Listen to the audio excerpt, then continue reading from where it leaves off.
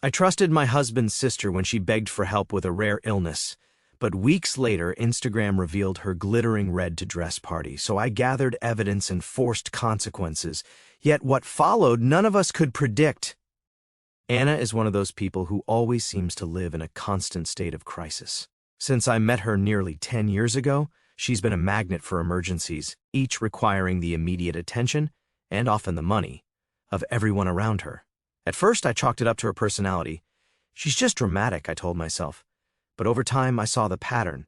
She's my husband's younger sister, and they've always been close. As her big brother, he feels a strong sense of responsibility toward her no matter what trouble she gets into. Anna somehow twists the narrative to make herself the victim. For the longest time, I didn't let it bother me. Her problems stayed hers until recently, when her chaos bulldozed its way into my life. A few months ago, Anna showed up at our house, red-eyed and clutching a folder of medical documents.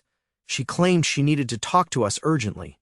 My husband and I let her in, concerned despite everything. After all, she's family.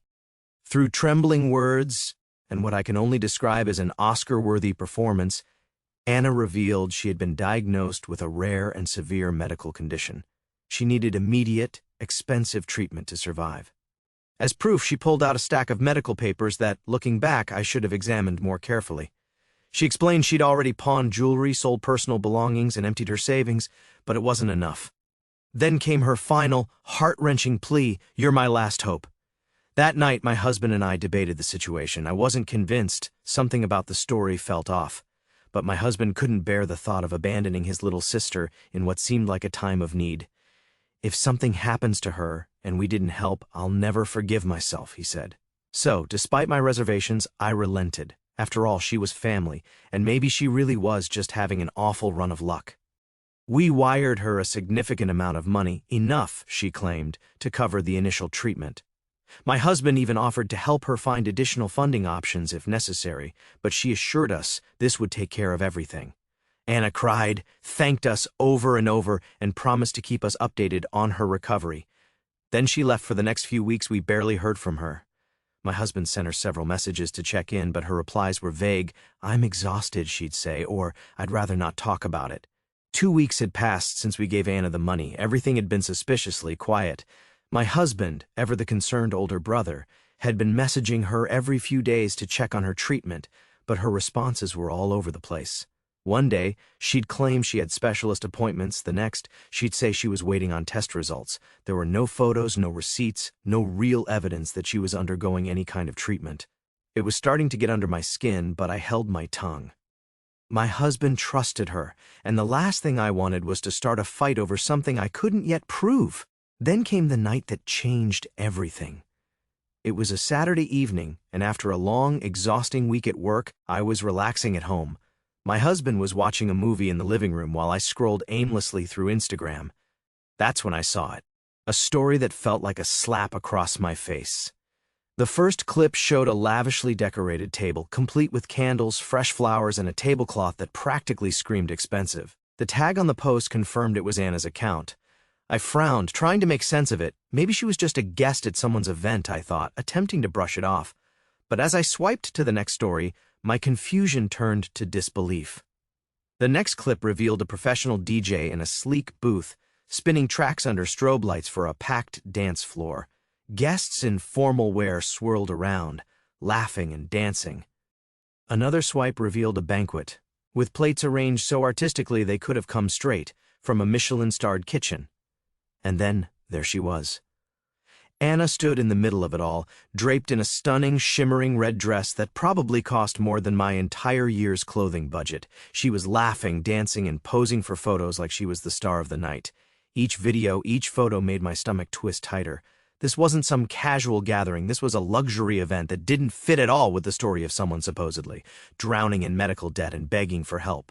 I stood up abruptly, my phone clutched in my hand, and marched straight to the living room where my husband was glued to his movie. I held up my phone without saying a word.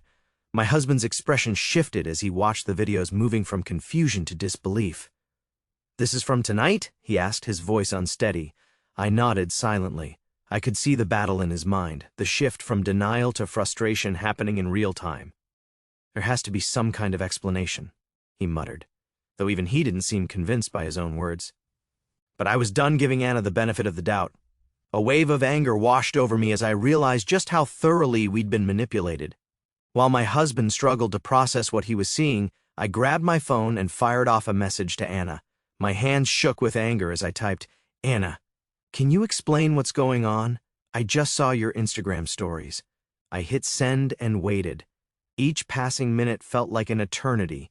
My husband urged me not to jump to conclusions, but the anger simmering beneath his calm facade was unmistakable. Finally, Anna replied. Her message was short, dismissive, and almost mocking in its indifference. "Oh, it was just a small gathering with friends. I needed something to distract me after these tough weeks." My eyes widened in disbelief. A small gathering? DJs, luxury catering, and professional decor do not scream small gathering. Taking a deep breath, I typed another message, this time letting my frustration show. "With what money, Anna? The last time we spoke, you said you were broke and needed help for your treatment." Her response came almost instantly, as if she had rehearsed it. It wasn't as expensive as it looked, and some friends covered parts of it. "You don't need to worry about it." At that moment, my patience ran out. Her casual tone, her complete lack of remorse, it all confirmed what I had feared. She had lied to us. She took the money we gave her, money meant to save her life, and used it to throw herself a lavish party. My husband suggested we confront her in person. "Maybe there's more to the story," he said, though he looked as unsure as I felt. But I knew better. This wasn't just a misunderstanding or a bad decision. Anna had lied, manipulated us, and used our kindness for her own indulgence. Worse, she didn't seem to feel even a shred of guilt about it. That night, I barely slept. My mind raced with questions. Was there ever any illness at all? How much of her story was fabricated? What else had she lied about? One thing was crystal clear. Anna wasn't going to get away with this.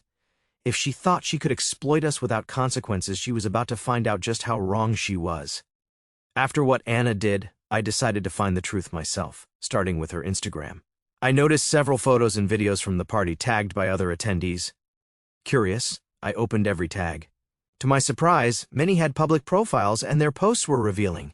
There were pictures of extravagant decorations, videos of the DJ, and comments praising Anna for hosting the event of the year. One even said, "This outdid your party from last year. How do you always pull it off?" That comment stopped me cold. She's done this before.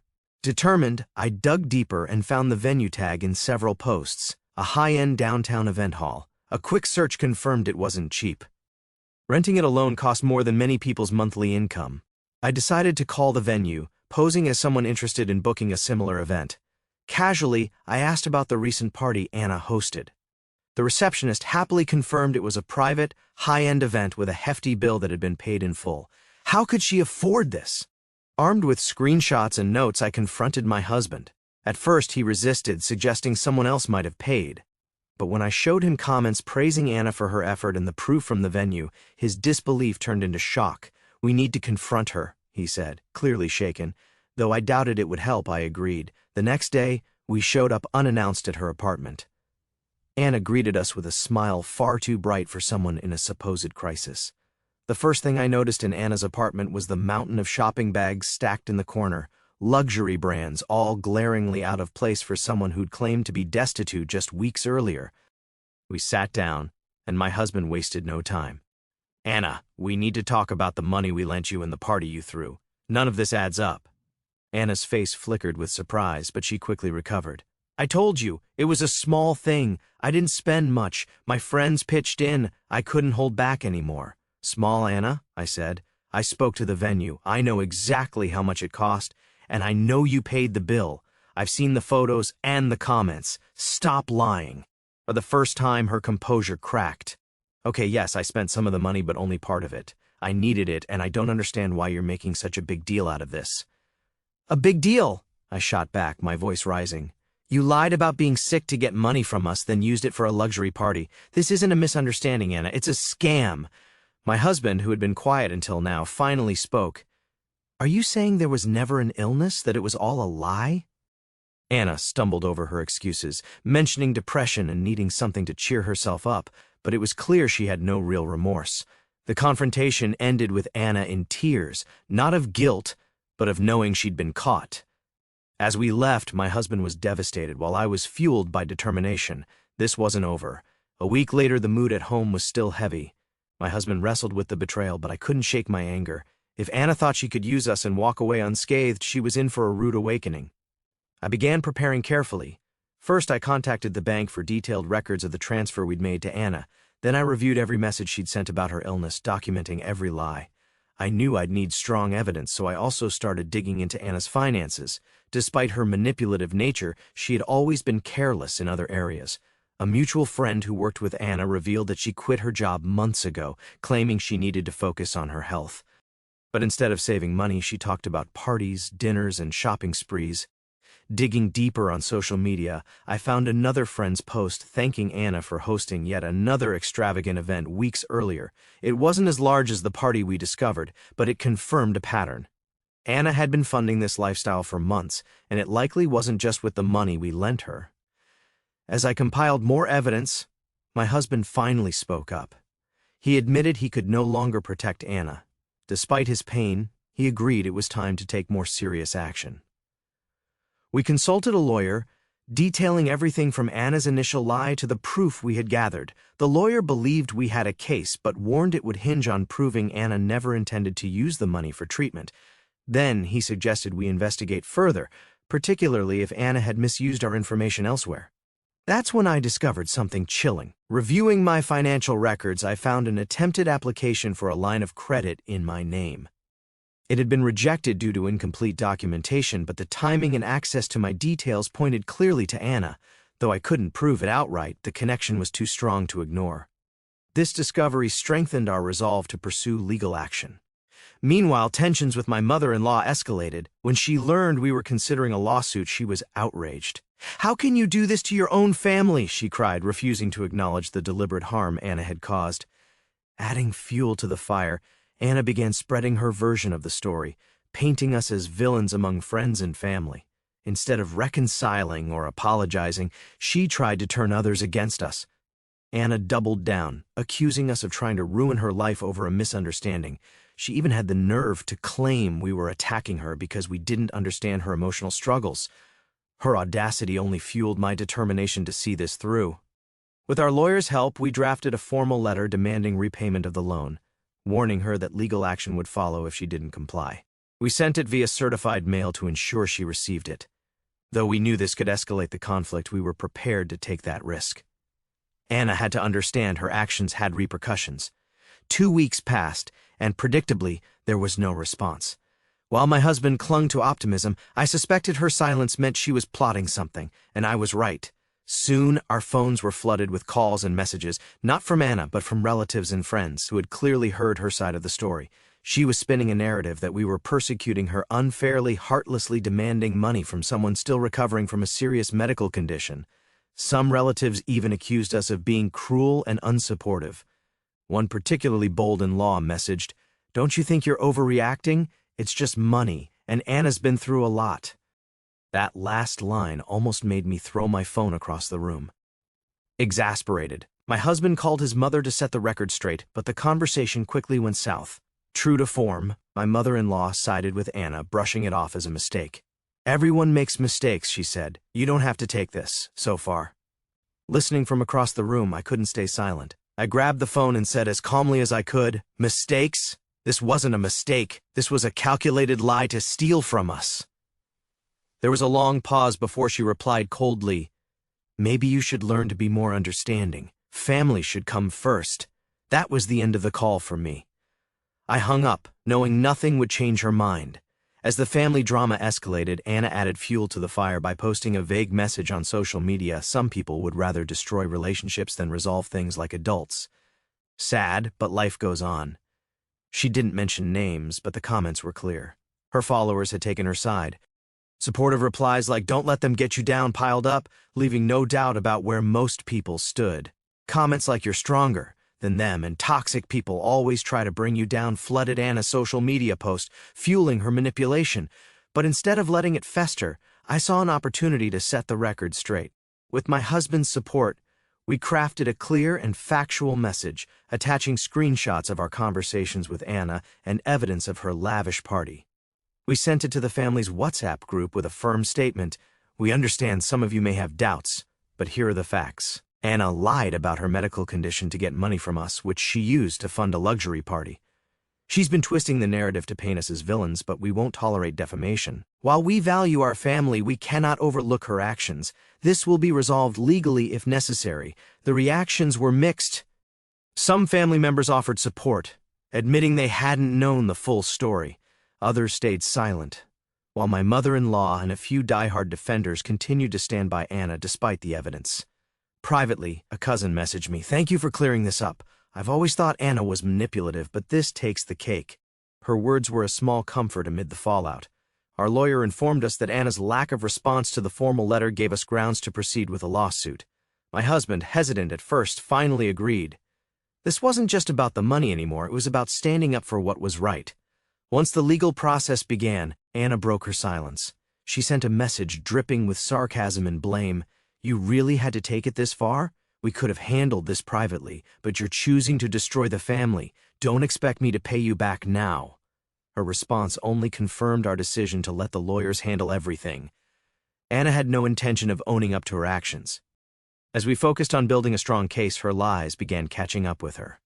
A mutual acquaintance revealed that Anna was struggling to maintain her lifestyle. Friends who once flocked to her extravagant parties were distancing themselves, likely because she could no longer keep up appearances. Even some family members who initially supported her began to doubt her after seeing our message. It felt satisfying, in a small way, to see her web of deception start to unravel. After we formally filed the lawsuit, everything changed. Anna, who once seemed arrogant and untouchable, began to crack under the pressure. Her attempts to manipulate the family and spread her skewed version of events were no longer working. The evidence we shared had left a mark on her reputation. While she still had staunch supporters like my mother-in-law, most of the family had started pulling away from her. Ironically, in trying to save her image, Anna only dug herself a deeper hole. A few days ago, we received a call from one of her close friends, frustrated with Anna's lies.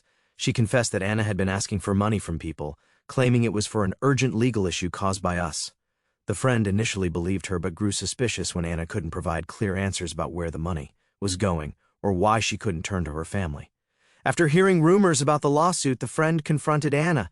In a desperate attempt to maintain control, Anna accused us of carrying out a personal vendetta, but her friend didn't buy it and decided to tell us everything. We added this new information to the case, further strengthening our position. Meanwhile, Anna missed the deadline to formally respond to the lawsuit, giving us a significant legal advantage. As her personal problems mounted, Anna's glamorous lifestyle began to collapse. A reliable source informed us that she tried organizing another party, but many people declined the invitation. Word of her financial troubles and deceit had spread, and those who once flocked to her now saw her as a liability. Even her closest friends had distanced themselves, leaving her increasingly isolated. The turning point came when the court issued an order for Anna to repay the money she owed us. Though we knew it was unlikely she could pay it all immediately, the judgment was a decisive blow. Along with the repayment order, the judge imposed additional penalties for damages due to her fraudulent behavior, further worsening her financial situation. Then one afternoon, as I was reviewing documents at home, I received an unexpected message from an unknown number. It was Anna. The tone of her message was unlike anything I'd seen from her before.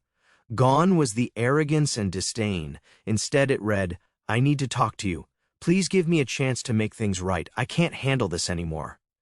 My first reaction was disbelief. After all the damage she'd done, she thought she could fix everything with a simple conversation. My husband and I debated whether to respond. He, still hurt but holding on to some shred of hope, thought we should at least hear her out. I was less convinced, suspecting this was yet another manipulative ploy. In the end, we agreed to meet her, but only on our terms, in a public place to avoid any dramatics. Anna arrived late, as expected. When she finally appeared, she looked nothing like the confident woman who had once lied to us so effortlessly. She was a shadow of herself, her posture slouched, her eyes hollow. Sitting across from us, she began speaking in a tone that was almost pleading. She admitted she couldn't pay us back because she was completely broke, but insisted she wanted to make things right. Her words were a mix of excuses, tears, and vague promises. I let her talk, but in my mind I'd already made up my mind. This was another desperate attempt to wriggle out of the mess she'd created. When she finished, I spoke, my voice cold and firm. This isn't about fixing things, Anna. It's about you taking responsibility for your actions. You lied to us, stole from us, and destroyed any trust we had in you. What you're facing now isn't our fault, it's the result of your choices. Anna tried to respond, but my husband, who had been silent until now, cut her off. His voice was steady but full of finality. There's nothing more to say. The court has ruled. Do the right thing for once in your life. We left without looking back, leaving Anna sitting alone, facing the weight of her own actions. Walking away, I felt a mix of emotions, relief, satisfaction, and a tinge of sadness for what this had done to our family.